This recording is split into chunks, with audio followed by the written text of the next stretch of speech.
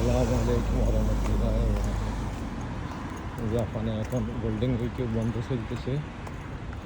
জাপানে যে তিনটা বড় বন্ধ, একটা হলো সাইডে লাস্টে 5 মাসের প্রথমে, আর একটা হলো সেটা 8 মাসের 8-10 তারিখে, আর একটা হলো ডিসেম্বরের 28-29 তারিখ থেকে শুরু হয়।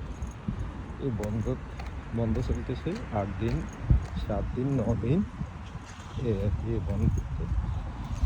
তো যেরকম বন্ধ না থাকলে কোনো কোলাহল নাই, কোনো গাড়ি ধরন নাই, কোনো যানজট নাই, সবাই নিয়ম মতো সবাই ট্রাফিক আইন, সরকারের যে রুল আইন মেনে চলতেছে। কোনো উশৃঙ্খলতা নাই, কোনো যানের বাধ্য বা কোনো অ্যালকোহল ওরা খায়, অ্যালকোহল ওরা প্রচুর খায়, মদ ওরা প্রচুর পান করে, কিন্তু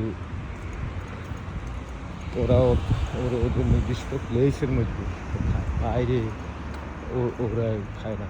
আপনি বুঝতেও পারবেন না ওরা যে ড্রাঙ্ক করছে। ড্রাঙ্ক আছে, 2-জন ব্যতিক্রম আছে, সেটা একদম টোকিওর দিকে আছে।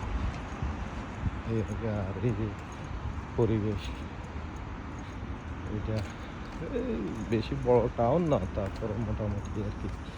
এটা হলো গুম্মাকানের ওটা সিটি আর কি। এই পরিবেশটা, আর এদের প্রত্যেকটা ওরা ফুলের বাগান করবেই। এই যে খাল করছে, খালের মধ্যে দোনো পাশে ফুলের বাগান, হাঁটার রাস্তা ওরা করে দিছে।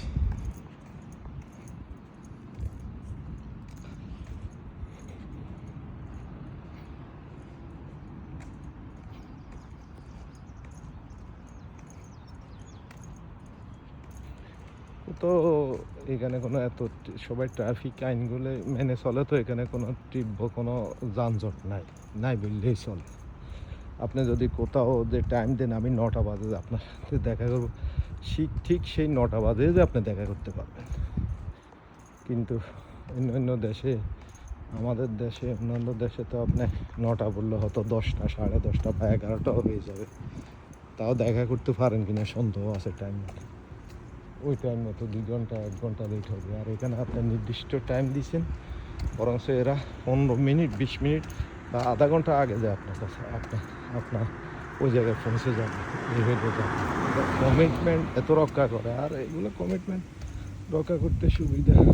সব কিছু নির্দিষ্ট টাইমে চলে। একটা বাস আপনি ধরবেন, বাস নির্দিষ্ট টাইমে আপনাকে ওই জায়গায় পৌঁছে দেবে। একটা ট্রেনে উঠবেন, ট্রেনে লেট বলতে কোনো শব্দ নেই, আপনি নির্দিষ্ট টাইমে পৌঁছে দেবে। এ খাল করছে, কোনো বোতল প্লাস্টিক আছে, অথচ এই দেশে প্লাস্টিক বোতলের কি ব্যবহার হয়, কিন্তু সবাই ব্যবহার করে নির্দিষ্ট স্থানে ফেলবে। এই যে আছে কোনো প্লাস্টিক, কোনো বোতল, অথচ এদিকে সর্বোচ্চ প্লাস্টিক এবং বোতলের ব্যবহার হয় জাপানে। আর আমাদের দেশে বলে প্লাস্টিক ব্যান্ড, ইউসি সেই ইউসি, কত রকমের কত অজুহাত দিয়ে কত কিছু বিক্রি করে। এই আর কি। ওকে, এখানে আজকের জন্য বিদায় নিচ্ছি। আল্লাহ হাফেজ।